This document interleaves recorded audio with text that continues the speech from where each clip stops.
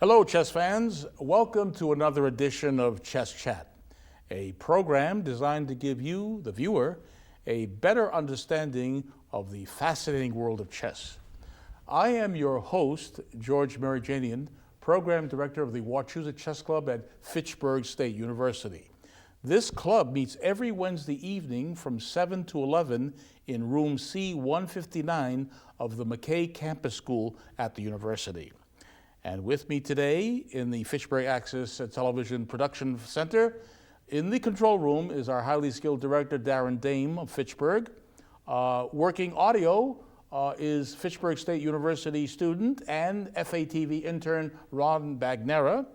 Cueing the moves for the game that we're going to present to you today is two-time Wachusett Chess Club champion Bruce Felton of Fitchburg. And behind the camera is one of our most dedicated Wachusett Chess Club members, Brian Bigelow of Leominster. And last but not least is my longtime associate and trusty colleague, former Wachusett Chess Club champion Martin Lane of Lunenburg, one of the strongest and most active chess players in north central Massachusetts. Welcome, Marty. Hello, George. Good to see you. Always a pleasure seeing you, Marty. Well, Marty, spring has sprung, the grass is riz, and we're ready for lots of chess. All right, this is the championship season for chess. The month of May, as we approach the month of May, we have four major events happening in the world of chess. We have a World Championship in Moscow starting, I think, May 8th, early May. Right. It's between Vishy Anand, the defending champion of India, versus Boris Gelfand of Israel. Mm-hmm. At the end of May, the Memorial Day weekend, May 26th through the 28th, we have the Massachusetts Open, which is the state championship, being played at the Best Western Royal Plaza Hotel in Marlborough. That's a big event. We have actually in early May, the first Wednesday in May, May 2nd, we have the Wachusett Chess Club Championship at Fitchburg State University. But the tournament that's going to probably gain the most attention nationally is our U.S. Championship, which begins, I believe, May 11th, the first round. It's going to be held at the Chess Club and Scholastic Center of St. Louis, which is the premier chess club in the country now. It's state of the art. So we have the strongest field for a U.S. chess championship ever. We have 12 of the strongest players. They looked at the rating list, and they went from top to bottom and grabbed the strongest. Okay, so this year they went strictly by ratings, Yes. In the past years, if you won certain tournaments like the U.S. Open, you would automatically qualify. Yes, and they had qualification tournaments, and they also had wild cards. Right. Well, these chess fans said, we don't like this system. Why don't we put together our strongest players and let them battle out? So that's what's going to happen. Our 12 strongest are going to play a single round robin, starting, again, May 11th, first round. And by the way, this chess club, if it were not for the magnanimity of this philanthropist, Rex Singfield, he provided the seed capital to really develop this chess club in St. Louis. They have a handsome building. Oh, beautiful. The World Chess Hall of Fame now is the World there. Hall of Chess Hall is in St. Louis. Right. And they've been holding the U.S. Championship since 2009. This is the fourth straight year they've been doing this. Now let's go through the cast of characters in this year's U.S. Championship. Okay. Let's start actually with one of the youngest players. And here is Alexander Lenderman. He is born in Russia, came to this country actually at a young age. And he is, how old is Lenderman? He's 22 years old, and he lives in Brooklyn, New York. So, and currently he is the lowest rated of them all, but at a rating of 2656. That's still strong. Still strong. Okay, let's move on to our next player in the event, and this will be Alejandro Ramirez. Right. Now, Alejandro, remember, all these players we're going to present are grandmasters. Alejandro Ramirez actually was born in Costa Rica, and he was raised there. Came to this country, and he's studying, I think he completed studies at the University of Texas at Dallas. He got a master's degree in art and technology design and development of video games, and he is 23 years old. So let's go on to the next player, and this player is Yuri Shulman. Is that Yuri Shulman? No, I don't think that is Yuri Shulman. there may be a Yuri Shulman. I think so. Yeah, actually, a younger. This is a file photo. Yuri Shulman. He lives in Chicago. He's 37 years old. He won the U.S. championship. Let's see, what year was that? I have to look at my notes because there's so much to tell. He won in 2008. So Yuri Shulman of Chicago won the U.S. championship in 2008. Let's see who else we have in the lineup here. Here is Gregory Kaidanov. Yes, Gregory Kaidanov. He was born in Russia.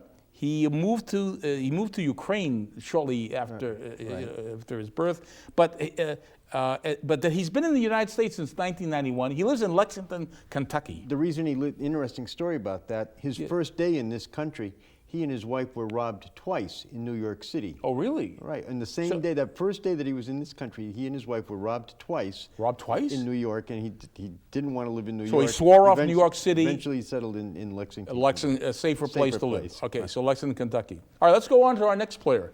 After Kaidanov, now here is, I think our youngest player is Ray Robson. He's only 17. Yeah, he's only a grandmaster. He's a grandmaster. And there's something interesting about Ray Robson.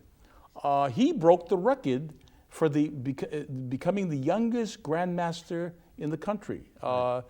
He broke some of the players in this tournament. He broke their records. We'll talk about who they are. We'll talk about that okay, later. And he lives in Largo, Florida. Yes, he was born in Guam, but came at a very early age to the United States and has been living in Florida ever since. All right, who's our next candidate here? Alexander Strapunsky. Now, where does Alexander live? Well, Alexander lives in Fair Lawn, New Jersey, I believe. Yep. And he is, let's see, where was Strapunsky born? He was born in Ukraine, and he's been in the United States since 1997. All right, so that's where he is. Who comes after Strapunsky as we work up the rating list? Now, here's a very interesting player. You know who this is? Yasser Seirawan. This is Yasser Seirawan. He's 52 years old. Oldest player in the tournament. Well, it's there's another 52-year-old. In fact, Kaidanov is 52. Yeah, Kaidanov and Seirawan. They're both 52.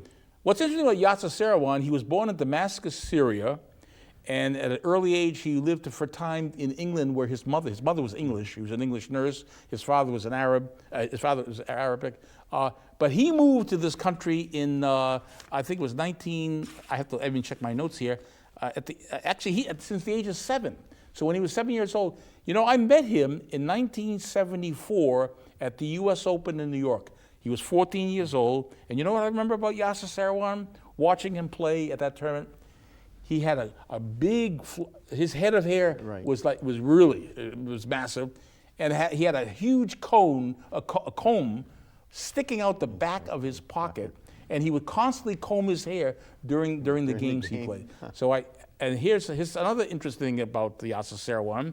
Yasser Seirawan is the only one of these players who ever appeared in Fitchburg. Right. He came to Fitchburg in 1984, put on a simultaneous exhibition at the Wachusett Chess Club, which then was meeting at the St. Joseph Club in Cleghorn. So he performed a simul, we call a simul, at the Wachusett Chess Club back there in '84. Okay, who comes after Seirawan as we move up the ladder? Here is Varujan Akobian. Varujan Akobian was born in Yerevan, Armenia, but at the age of 5, he and his family moved to Mongolia. Mongolia, of all places. Well, they didn't find Mongolia to their liking, especially the winters, the brutal winters in Mongolia. So 2 years later, they moved back to Armenia, and Akobian eventually immigrated to the United States with his family, in 2001. So he's been here since 2001. And he lives in North Hollywood, California, Akobian does. Okay, now let's go up to one of our most promising. This is our only American-born grandmaster in the field. This is Robert Hess. He is, how old is Robert here? I think he's 20, I have to look at my notes here. Or 23 maybe? 20, he's 20, only 20 years old. Wow. In fact, what happened, he graduated from Stuyvesant High School in New York. He grew up in New York. He took a year off to play, he was accepted at Yale. They said, okay, Yale said, okay, we'll let you take a year off, playing, in Europe and elsewhere. He's now finished his first year at Yale.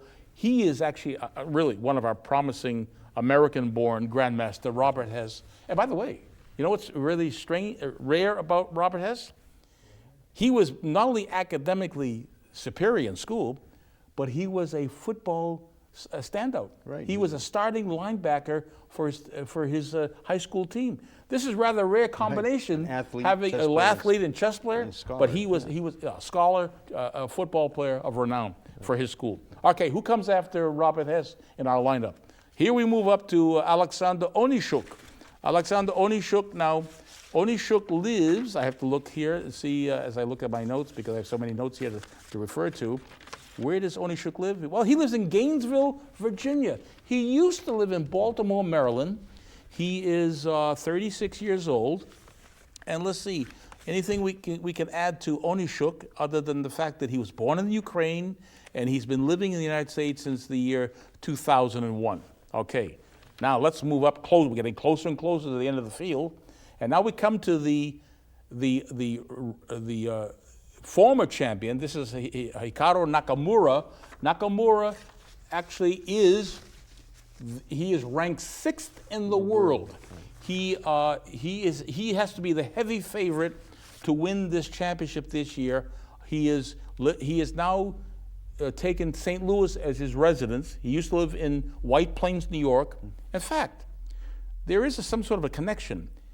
His stepfather, who's the renowned FIDE World Chess Federation master Sunil Veeramatri, is a college classmate of one of our Wachusett Chess Club members, Right. Ken Gurge of Leominster. Right. They know each other very well. So his stepfather, Hikaru Nakamura, he was born in Japan, but came to the United States at a very young age. I think at the age of 2, grew up in White Plains, New York, but now has taken up St. Louis. Of course, he's hardly there because he's traveling all around the world. And he has won the U.S. Championship 2 times. If I check my notes here, he won it in 2009 and also previously that in 2005. Now, do we have a picture of the defending champion? Oh, here's a picture of Hikaru Nakamura when he was 10 years old. And the reason why we're showing this photo, he's roughly around 10 here. The reason why we're showing this photo is the game we're going to present, Marty, today is when it was the game that Hikaru Nakamura, at the tender age of 10, he defeated an international grandmaster, former U.S. champion Arthur Biscayr in Somerset, New Jersey. Right. What I'd like actually our director to dig up is our defending U.S. champion, who is Gata Kamsky. Oh, here's Biscayr. The game that we're going to present is Nakamura's win against Arthur Biscayr. Right. Who lives in Wellesley, Massachusetts now. At the time this game was played in 1998, Biscayr was 68 years old. Yeah. Now, do we have a photo of our Gata Kamsky, the one before we presented? K. K.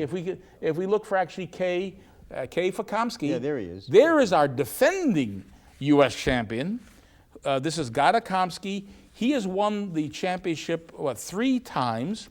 And he won it last year and the year before that, and he won it previously, and Kamsky won it for the first time in 1991. He took a 10-year break from competitive chess. Yes, he did. He took time off from chess. He's come back relatively recently. Right.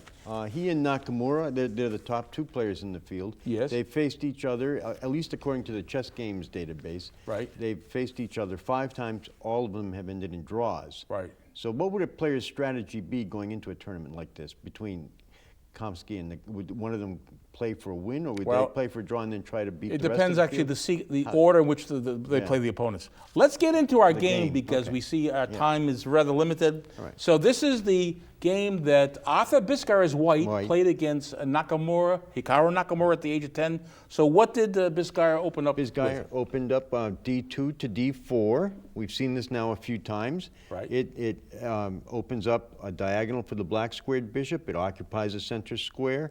It meets all the criteria of a good opening move. Okay. So what Nakamura did was play knight F6. Okay. Develops a piece, stops white from playing E4. So white can't play E4. He wants to try to control the center. The whole one of the things in chess is you always try to control the center squares. He moves the C2 pawn to C4, a little bit off center, but still it's attacking the 2 pawns are attacking 4 squares on black side. Okay. Nakamura continued with G6, moving the pawn from G7 to G6, which we have seen before, which we're going to see what's going to develop as far as the defense here. Okay. So what did Biscayar do here? Well, eventually White wants to play e4, but he needs to prepare it by defending the square. So he develops the knight on b1 to c3. Okay. And Nakamura continues with bishop g7. Right. Places he's now it's a fianchetto. He's going to fianchetto the dark squared bishop. So now White can play e4 because the square is defended. He plays the pawn on e2 to e4. And threatening to advance the pawn to e5, dislodging that knight from f6. Right. So what Nakamura played on his fourth move was d6. Right, and this is now the King's Indian defense.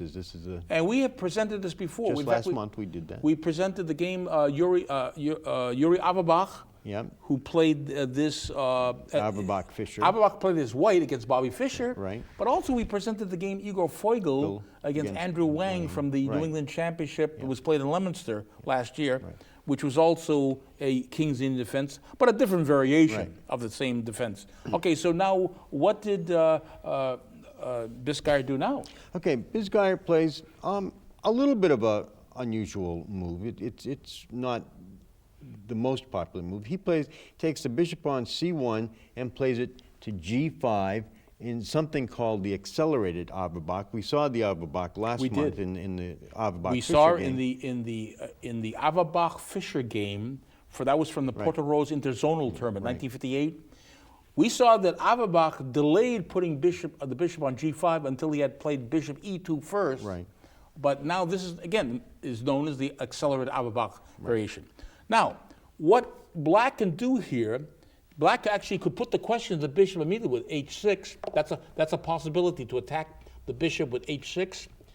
That's one option. Right. But what Nakamura, 10-year-old Hikaru Nakamura did, he just simply castled. So simple enough.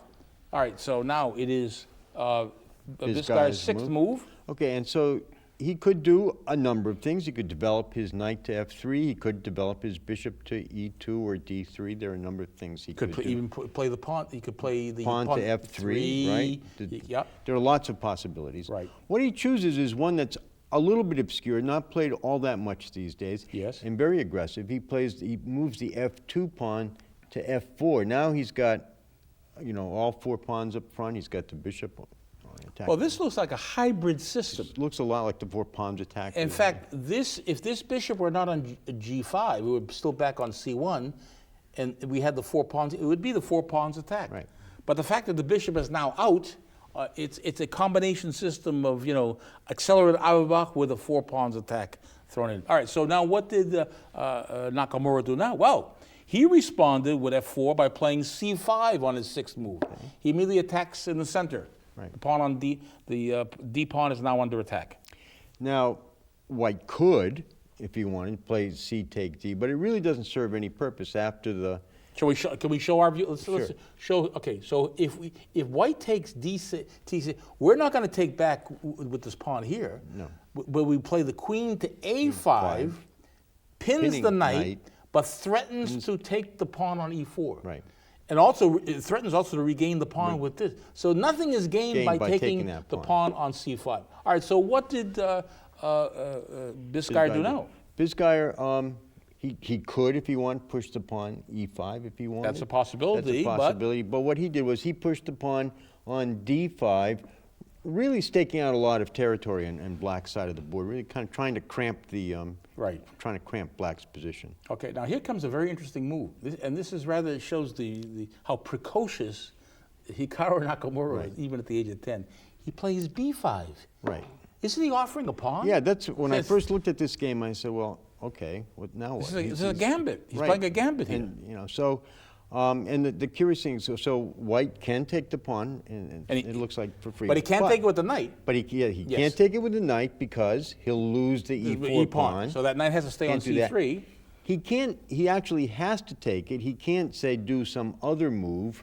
Just let it sit there because the pawn will push, attack the knight, and then the e pawn will drop. Right. So he has to take the pawn. All right. So he takes. He really has no choice. So c takes b5.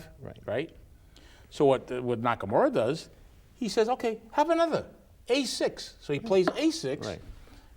and now gives White the opportunity to take another pawn. Right, and Bisguier does that. There's not a lot of choice. That's true. Because if he doesn't take... Because then A will take B. Right, exactly. And he sets up the same set of Same structures. set, yes, with the pin. He can still Right, pin with the right. queen. So All he- right, so so- he takes, C takes, okay, so B takes A6. So he recaptures, bishop takes A6 is Nakamura's move. Okay, Right. so what does Bisguier do here? Well, now the bishop is attacking White's bishop on F1. Right? And White is really somewhat forced to take the bishop on A6, because if Black were to take the F1 bishop on F1, it would have to recapture with the king, forfeiting castling. Yes. And that could pose a problem. So he's Right. almost forced to capture the bishop at A6. Okay, and Nakamura recaptures with the knight. Knight takes A6. So now the knight's developed. Okay. Black's back rank is clear. Right. In fact, Black is ahead ahead for the in pawn. development. Isn't Black ahead Ahead in in- development? yes. He has more pieces developed here. Right. Okay, so what does Bisguier do here? Well, Bisguier, gotta catch up? he has to catch up He in has to development. catch up with development. So he plays the knight on G1 to F3. Okay, now here's where Nakamura now plays the queen to B6. What's this threatening? Well, it's trying to take this pawn. There's an undefended pawn on B2, so that so White has to be concerned about that pawn. Right. So, he can't, for instance, play queen to C2 because the knight can yes, drop into the B5. knight will come He before can't do attacking the that. queen. Okay, B6 but doesn't look very good because this is very you- dangerous. Just opens up this diagonal yes, right. straight to the rook. You don't want to do. Takes away the defense of that knight. Right. Doesn't want to be doing All right, that. so So what did- really, all he can do is move the rook on A1 to B1. Although he could have actually brought the queen up to could've- the yeah, but he chose to hold back Right. on the development of the queen until he defended with the rook on B1. All right, so here's what Nakamura did. He played C4, which very conveniently stops White from castling. Right. Because he can't controls castle into you checks. can't, yes, right, you cannot castle into check. You can't castle through check. You can't castle out of check. Yeah, so he stops castling. Okay. So, all right. So what So- does Bisguier do now? Okay, well, White develops his queen. He plays it to E2, Right. attacking the Ooh. C4 pawn. So this pawn is now undefended. So what Nakamura does, he brings this rook on F8 to C8. Gets this rook now active. Okay. So now White is facing a lot of pressure. Two rooks, the queen and the knight, Right. are all on the queen's side. There's Exactly. the bishop on this long diagonal. Right. One of the things that chess players try to do, if you're feeling a lot of pressure, Yes. is to look for exchanges Right. that'll ease up some of the pressure. So Bisguier plays his queen on E2 to F2, offering a trade of queens. Right. So if he can swap queens, Right, it's going to ease up a yeah, lot of the ease pressure. up the right. All right. So after Queen F2, well, Black's should not be exchanging queens, but instead Nakamura finds that this knight on A6 now can conveniently go to C5, blocks that attack on the queen, and look what his threat is. Look what the threat, threat on, is he's threatened to come into right. D3, Forking. forking the queen and the king and winning the queen. Right. All right, so what does White do now? Well, White has to get the king off that check, Right. and so he takes the opportunity to castle. Yeah. But this now is fatal. This actually is considered the blunder that's going to lose the game. Because this is what Nakamura did in response to this castling. He now plays this knight Right. on F6, plays it to G4, attacks the queen. Attacks the queen. All right, all right. So So, now where's the queen going? It's under attack. Queen goes to back to E2, attacking sort of this Okay, pawn on defends there. All right. But now, unfortunately, now that he's off this diagonal, which was protecting the attack on the king, this knight now on C5 takes the pawn on E4 and calls it's check. Right. It's a discovered check. A discovery check, so he has to play to. There's no good way to defend. He No. can't put the rook here because, because he's going he'll to just lose simply it. take- he'll just So simply take it with he the- has to move it to H1. Okay, so he goes to king H1. Now, okay, so now we're in this position, and what Nakamura plays is the knight on G4, not this knight on E4, No. but the knight on E4. He goes right into F2 and calls check. Check. So Right. all it can have, again, the same problem. He can't take him because he's going to simply lose his Yeah, rook. right, well, unless he's willing to give up the exchange. Yes, Well, right. he's going to lose the rook outright because the queen and the rook. Okay, right. Oh, yes, right. Yes, he will. Okay, right. All right, so what happens here, now the king has moved back to G1. So now we have one of the strongest moves that any chess player can play is a double check. And he does that with knight H3. Knight checks the king. The queen on B6 checks the king. All you can do is move the king. H1. Okay, so the king moves back to H1. So now it is time for this knight on E4 to go into F2, call check. Now the king cannot move because the knight on H3 controls the G1 square. So he has to capture. He has to. Now he must now capture the knight with the rook. All right. So he captures rook takes F2, and Nakamura responds with knight takes F2 check. Has to move. He only has one move. He plays king to G1, and in response to that, Nakamura plays knight E4, discover check again, and Biscay resigns. Why can't he just move the king back into the corner again? Well, if he moves, all right, the king is under attack. Okay, so does he go back to the corner? Does he go to F1 or H1? It makes no difference. You know what? Because knight take knight threatens the queen. Yes. Can't recapture because it exposes. Right. He would have actually taken the knight. He forks the queen in the rook. He's going to lose the rook. He's going to lose the rook. In fact, the pieces are dropping like flies. Right. So Biscay, who must have been shocked by this loss to a 10-year-old kid. By the way, this tournament was called an Action Swiss tournament. You asked me before we went on the air, what is an Action Swiss? This is played in a faster time limit. Usually each player has less than 30 minutes of thinking time. It's all played in one day. It was played on April 5th. By the way, we have the 14th anniversary coming up. This was played April 5th, 1998 in Somerset, New Jersey. Just about 14 years ago then. All right. So what can we say about the chances here?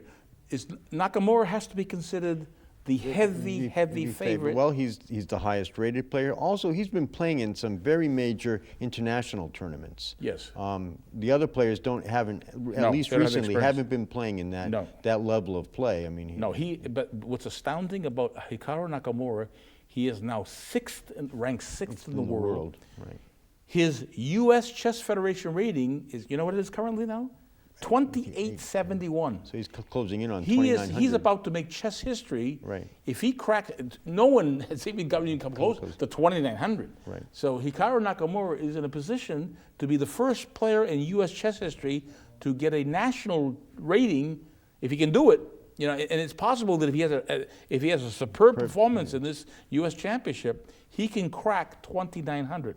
But we can't rule out Gadakomsky. No. Gadakomsky, can you repeat what you said about their record against each other? Well, they've faced each other, at least according to this one database, yes. chessgames.com. They've faced each other 5 times, and they've all been draws. So neither one has beaten the other yet. Right, exactly. So if that holds, then it's going to be a matter of who wins against the rest of the field. Exactly, right. Yeah. So if you were a betting man, of course you're not like me, I'm not a betting man, but if you were to wager who has the best, would it surprise you if any of the ones lower rated were to come out of the pack and really finish it first? I mean, that would be astounding. That would be, I think after Nakamura and Komsky, it would be a real dark horse to come up and. Yeah, because we've had actually our previous champions, again, Sarah has won it 4 times, but at the age of 52, it's really tough. And he hasn't played really top-level chess in recent years. He plays in sort of mid-level tournaments.